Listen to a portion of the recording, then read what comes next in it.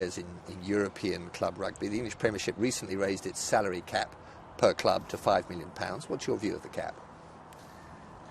Mixed. I think a cap is very helpful because obviously it puts a lid on costs. And yes. as we all know, rugby union at the club level is a massively loss-making game across the board, practically. That said, the primary tournament, the Heineken, we're all playing by different rules because the French cap is 10 million, and probably a hell of a lot more.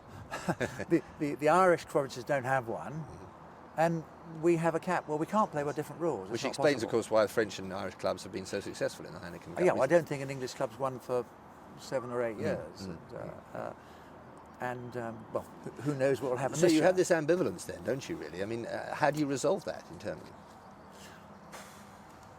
I think at the end of the day it's going to be market forces. You know, I mean, you can stand in the sea and try and stop the waves coming in, but they're going to come in. And rugby is a commercial game. As you know, French TV revenue has just soared, so they're going to be even more capable of paying larger salaries, larger fees. Yes. To help the viewers, we should perhaps tell them that it's £300 million worth over 5 years, isn't it? I mean, that TV deal, which I think is broadly 3 times ours. Right.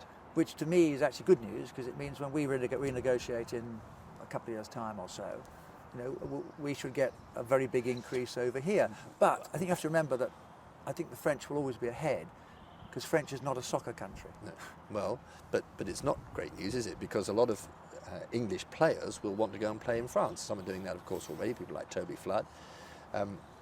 There could be a kind of hemorrhaging of the top talent if they find salaries so attractive. That's what, obviously, that's why the rugby union's policy of selecting people for England who play here is sensible and helpful. But it's not quite such good news for you because, of course, what could happen is that a lot of English players will follow the lead of people like Toby Flood and go and play their rugby in France, where, of course, they'll be able to command higher salaries.